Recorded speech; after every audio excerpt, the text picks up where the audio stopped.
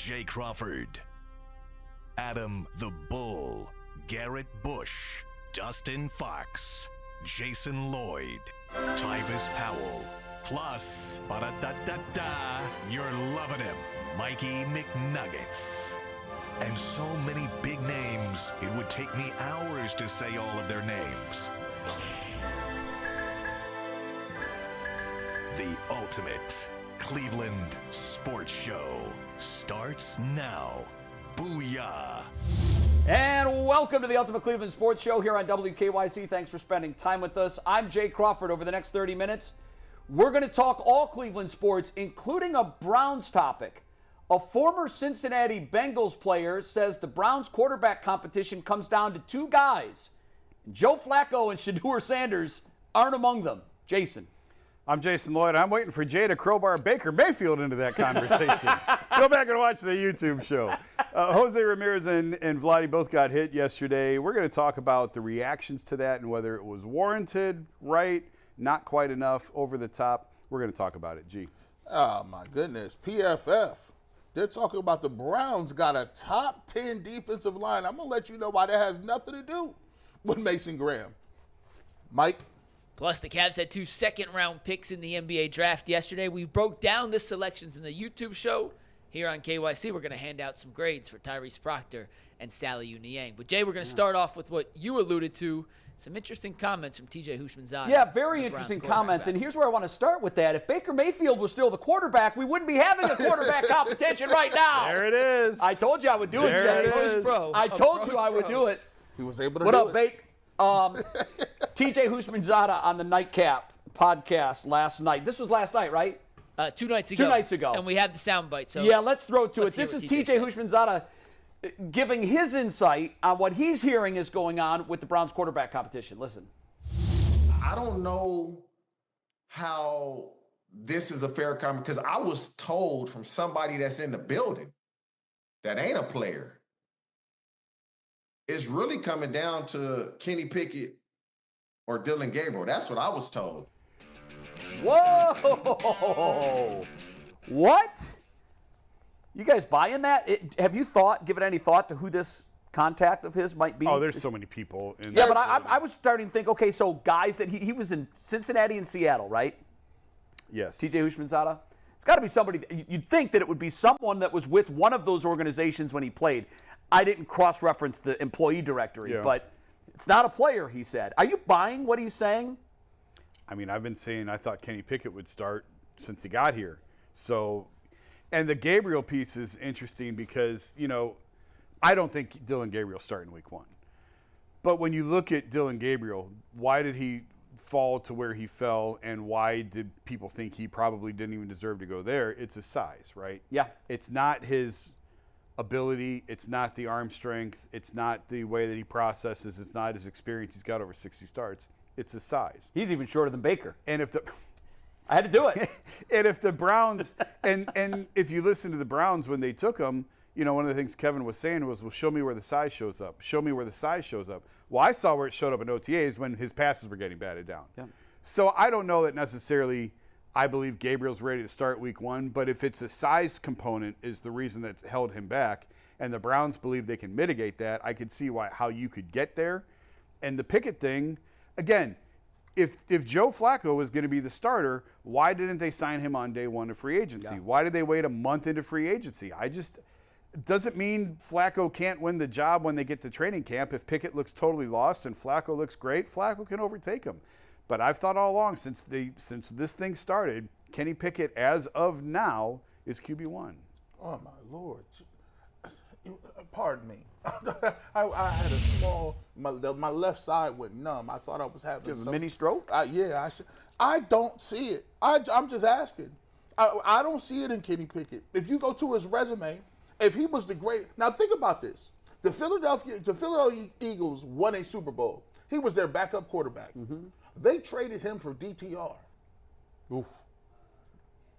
He got an opportunity to play in Pittsburgh. That might be, by the way, one of the all-time greatest steals ever. I mean, you got traded for DTR.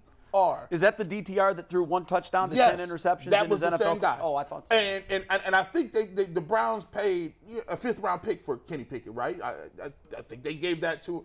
I don't see it. I don't see it in the stats. I don't see it in the highlights. I don't see it. I don't even think it makes any sense. If Kenny Pickett was that great, why would you play him? And if he plays well, right? And people keep talking about the Sam Darnold effect. Even if he plays well next year, can they afford to pay Kenny Pickett $100 million? No. I don't think anybody in that building is looking at Pickett as the next Sam Darnold. I think they're looking at Kenny Pickett as we have a year to go before we bridge. go. Yeah. A bridge. So in that case, they wasted a lot of draft capital. They shouldn't have took Dylan Gabriel or Shedeur Sanders if they knew they wanted Kenny Pickett. They could have just brought Flacco in to back him up, and we could have had a 3rd-round pick that could have did something to help out, like maybe a receiver. Well, that's what I said the day after the draft when everybody told me I was nuts because these picks don't mean anything. You got 2 more quarterbacks. You just lit 2 picks on fire when you could have had something. That's exactly what I said the day after the draft. But no, because you said it, I said, we all said it. Take 2 quarterbacks. You can't find one anywhere else. Just keep picking them until you find one. So you've got a year to go.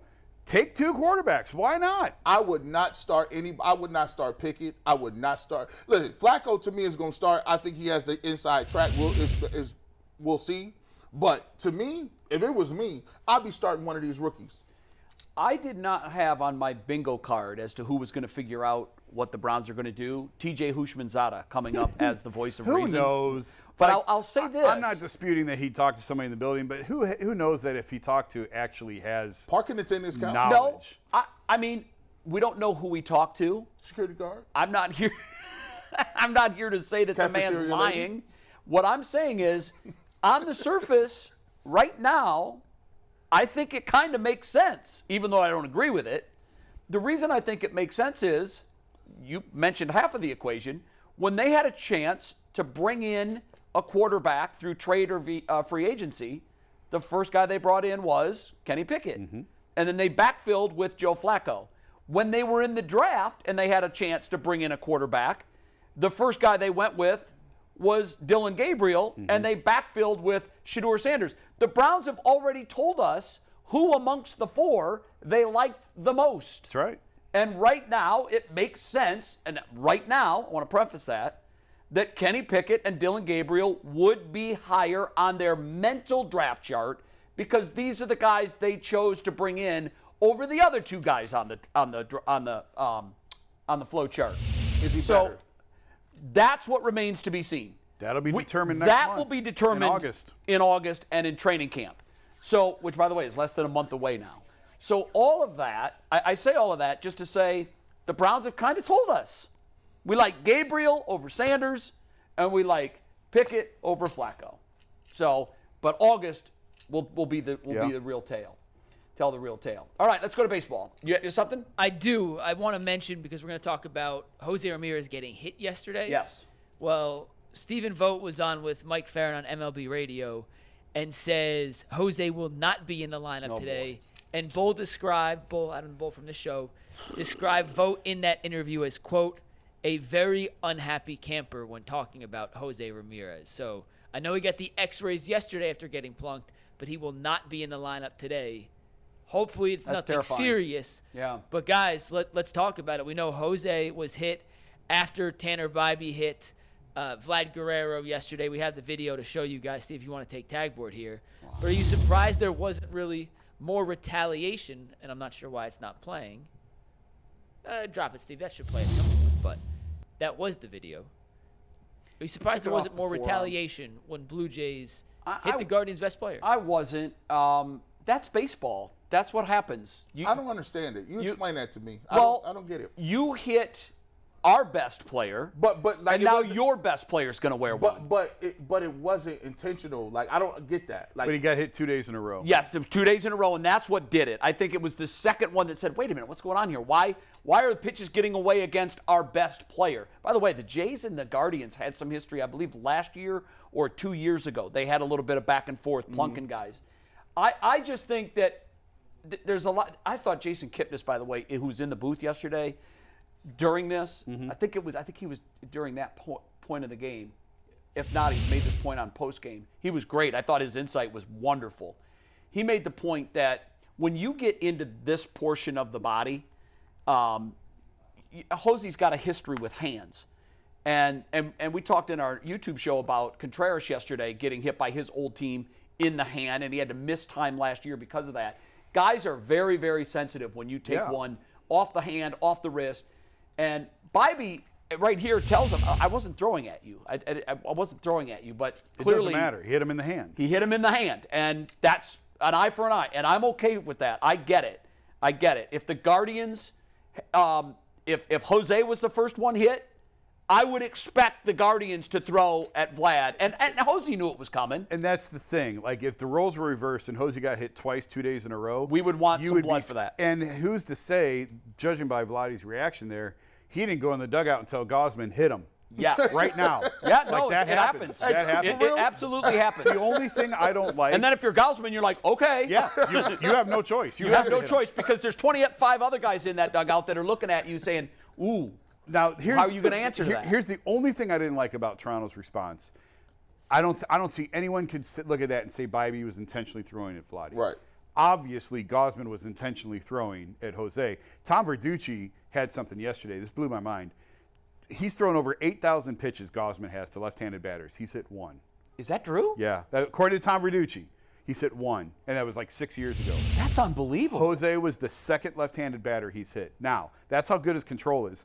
Don't hit him in the arm. Yeah, that's what I'm saying. That was my beat. If you're intentionally going to throw at him, hit him in the leg. Hit him in the rear end. Hit him in the thigh. And it felt like he was like trying to go low, and Jose's reaction there almost pulled his arm into it, like he was protecting his ribs. Don't throw at his ribs.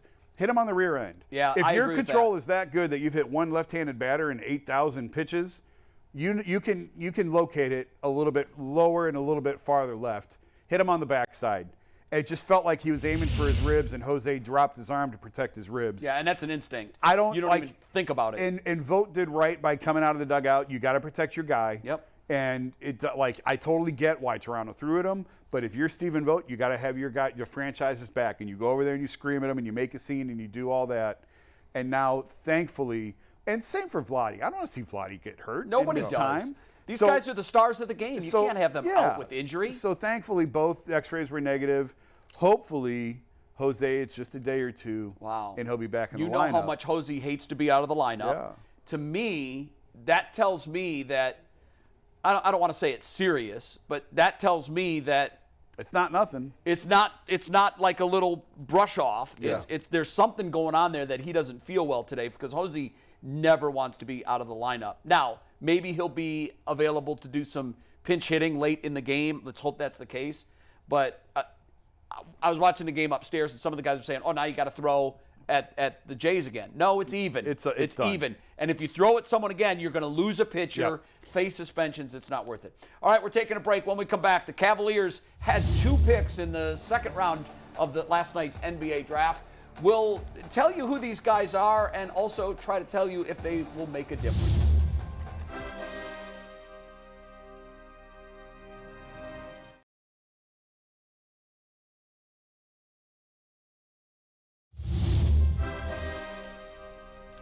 Welcome back to the Ultimate Cleveland Sports Show. No first-round draft pick again for the Cavaliers. This because of the Donovan Mitchell trade a number of years ago. They did have 2 picks in the second round. At number 49, they get a guard out of Duke, Tyrese Proctor. How tall? Anywhere from 6'4" to 6'5"-ish. And then with one of the last picks in the draft, number 58. Saliou, is that how you say it? Saliou? Saliou Niang. He is a forward from Senegal, and his height, I saw him listed some places at 6'6", other places at 6'9". He's a project. He's a draft and stash guy. Has been in Europe for a couple of years, playing in Italy. He'll probably play there for at least 2 more. I guess the strength of his game is he's an athletic defender. Guys, if we had to hand out a draft grade for what the Cavs did yesterday, I mean, is it even? I don't even know where you begin on that. It's kind of difficult. I guess B-. It's still in the range of good. I mean, you talk about Proctor. Listen, a lot of people will say this. Hey, you went to a prominent school. Yeah. You guys went kind of far in the tournament. And was mocked much higher. And his draft grades were a lot higher than what they had. Obviously, he is a shooter. In college, I always wonder how that translates to the NBA because guys are longer, faster, they close out better. And the line is further. Yeah, so, we'll take a look and see what that is. But I think that, he's one of those guys that you're looking to replace. In terms of Sam Merrill, you got a guy that, may not be on the team. Ty Jerome is a guy we don't know how much they're going to offer him. So he's a second-round pick. There's a roster spot available. It sounds like he wanted to go play for the Cavs, which is kind of a rare thing, like out of college. But, look, we'll see how it works out, Jason. I don't know. We'll see what he does this year. Coming up in the summer league, we'll get a chance to watch him play. My draft grade is the same grade for every draft I ever have to give a draft grade on. Incomplete. I do too. I get why we have to do this. It's so dumb for us to sit here and try and grade what people who have been studying this for years and know everything about these guys. It's almost ingenuous. Disingenuous, right? For us to now come in, but it's the game. We got to play it. For Proctor, I agree with G. These guys are taken where they are because they aren't finished products. If they were finished products, they'd be taken higher in the draft. You're not expecting them to get minutes right away, to contribute right away. This is a process. He's long and he can shoot. He's not very athletic, not very explosive around the basket, but he's got some length to him and he can shoot the ball, which is what this team needs. So bring him along, and he will have a roster spot. A roster spot does not mean playing time, though. Just because you're on the roster doesn't mean you're going to play. I would expect he'll have time in the G League, and they'll just bring him along slowly and try and develop him. Niang is a total lottery ticket. Most of these guys that are draft and stash guys don't work out. A few of them do, and if you hit on it, great. But most of the guys that you saw get selected last night will probably wind up in Europe, have a nice career for themselves overseas, make a lot of money. A few of them will have impact in the NBA, and some of them could go, and guys whose name weren't even called last night could go on to have a great career. We've talked about that a lot this week, that with the way that the game is exploding and you can find talent anywhere now, and it used to be you had to have a lottery pick to really sort of find top-end talent. You can find that talent anywhere now. Second round, undrafted. Derek White was a nobody. He's now making $20-25 million a year, and he's a key piece of the Boston Celtics. Jokic is another great example of a guy who was taken at the bottom of the second round and has gone on to have a tremendous career for himself. So you can find talent anywhere, but most of them still wind up overseas and not in the NBA. Yeah, I agree with that. Back in the old days, they used to have to scout college. Mm-hmm. Yeah. You'd scout college basketball, and sometimes you would go outside Division I, but for the most part, you were just focused on the couple hundred teams that played Division I basketball, and everybody, there were no secrets, there were no surprises. But now you have to scout the entire globe. Yeah. And as a result, to Jason's point, guys slip through that net. Yeah. Guys, impactful guys can slip through that net. So I give it an incomplete. If I had to give it a letter grade, I would give it a B- too, because I like that Proctor was a guy that had a late first round grade by a lot of teams, including the Cavaliers. The dirty little secret of the NBA draft is they try to build it up and make it a made-for-TV event, and because Bronny last year was going to go in day 2, they said, hey, let's do like the NFL and spread the love. This ain't the NFL draft. It's boring after the lottery picks, and I really don't care about it. But we'll wait and see if any of these guys can contribute down the road. Taking a break. When we come back, do the Browns have a top 10 defensive line in the NFL? And if they do, is that just because Myles Garrett, or are the supporting actors really that good? We debate it next.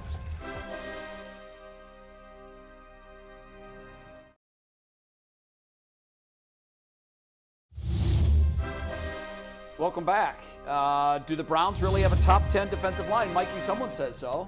Yeah, PFF is continuing its position group rankings heading into the 2025 season. The Browns not included on most of those, but they did find their way into PFF's top 10 defensive lines. And I was curious if this top 10 ranking was due to two different variables. Here is the top 10 from PFF. The Steelers had the number 1 rated defensive line according to their metrics.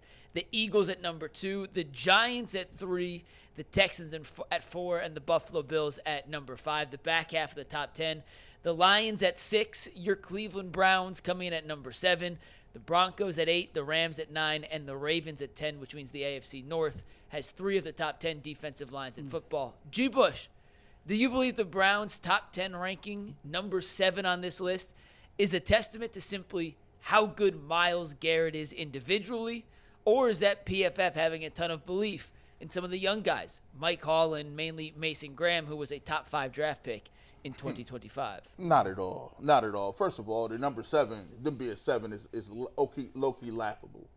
You think it's too low? No, it's way too high. Oh, okay. It's extremely high. It was one of them things that, like, okay, so we got to get – how do we get Myles Garrett in one of these publications? He's the Defensive Player of the Year. He's always up for the award. Well, we can't put him – we're not going to mention the Browns anytime else, anywhere else. So we got to really make sure that he gets somewhere 7 through 10. Because at the end of the day, who's really going to complain that the Browns' defensive line is number 7 or 8? Nobody's going to complain about that too much because you'll say, hey, at least you got Myles Garrett. But the problem is this. The Browns better have a top 10 defensive line. I'll explain why. You just went and got Mason Graham at number 5. Yep. A number 5, top 5 pick at defensive tackle has to be dominant. Instead of picking a quarterback. Instead of getting a quarter, instead of taking Travis Hunter, you got a defensive tackle. I didn't say you wasted. You chose Mike Hall Jr. at your number 2 pick last year. So these 2 picks must play, must be dominant, must play from day one. If the Browns want to justify those picks, they should be in the top 5 or top 7 because they put a lot of resources up there. Well, there's a reason why it's PFF that we're talking about. It's because PFF ranked Isaiah McGuire, I think, in the top 3 of defensive ends against the run. That's wild. So when you take the way that PFF grades, when you take Isaiah McGuire's grade and you combine it with Myles Garrett and you combine it with the fact they just used a top 5 pick, yeah, I get why. Now, are they in reality, productivity, a top 10 defensive line? Man, I don't know. We're going to find out here in a few months. But if you're talking about it being a PFF grade, yeah, I can see why PFF would put him there because PFF is very high on Isaiah McGuire. The entire world is high on Myles Garrett. Mike Hall showed flashes. Yeah. And now you pair him with Mason Graham. So the potential is there, certainly. And those are, by the way, I mean, Myles is deeply in the prime of his career, but the other 3 guys are really young. Like, this is a crew that should be able to stay together for a few years to go. Yeah. Production. Is this the PFF that's dead to me? Yes. It I is the think PFF. It is. The Yeah, same PFF that's dead to me. PFF. Yeah, Pro Football Focus. Unless they have a Baker Mayfield stat that you like. Well, and Yeah, then they're back to life. then Yeah. they're coming on strong. Actually, the numbers that I read off in our YouTube show, those are PFF approved. Yeah, Okay. there you go. They checked them to make sure they were all correct. Here's the thing. I agree with you, Jay. I think on paper, when you look at the Ohio State run game was unstoppable, wasn't it? They had two guys that were being argued as potential. Both of them could be first-round draft picks. Yeah. This is one of the best running games in college football. They went and won a national championship. They were only stopped by one team this year, and Mason Graham was the anchor of that line that stopped them. And that's not a joke, and that's not a mistake. This Ohio State team could not run the football against Mason. Well, let's give the whole Michigan line. I mean, he obviously had a lot to do with it, but so I think he comes in highly touted. He's a very good player. And Myles Garrett is the best defensive lineman in football, at least by most people's account. So if Graham has the kind of year that we think he's capable of having, and I had forgotten about McGuire and how highly PFF thinks of him. I think we would all agree that we like him, but I don't know that we would say he's the third best run stopper But how in many the NFL. how many of us are watching Isaiah Graham against the run? No, you're right. You're right. If a defensive end isn't making sacks, isn't getting to the quarterback, we're not watching them. No, we're not. We need production. And they watch every play, and they've got guys that are just focusing on him. I think that's probably. Let's see if he's the third best against the run this year. Okay, He's going to get opportunities. He's going to get an opportunity to do that. If that's the case, you've got one of the best defensive ends in the history of the game, and clearly one of the best right now. Mm-hmm. You've got a top 5 pick in the middle, and you've got McGuire as a guy that's supposed to be an all-world run stopper. If all 3 of those things come true this year, they're top 3. I need them to start. If we're gonna put them in the top 7, they should be penciled in today as day 1 starters on the depth Well, I chart. want Graham penned in. Yeah, that better. He better start. Marker. He better start. I need a Permanent top marker. 5. I need him to play. Mike Hall Jr. need to play too. Would you agree that they could be a top 3 if all those guys pan out and have great years? Man, the Steelers and Eagles, to me, I know. are 1 and 2. Yeah, I agree. So, that's why I said top 3. All right, we're out of time. We got to go. Have a great weekend. Enjoy it. The Guardians are in town against the Cardinals. Go check out the Guards and the Cards from Progressive Field. Otherwise, we will see you Monday. Peace.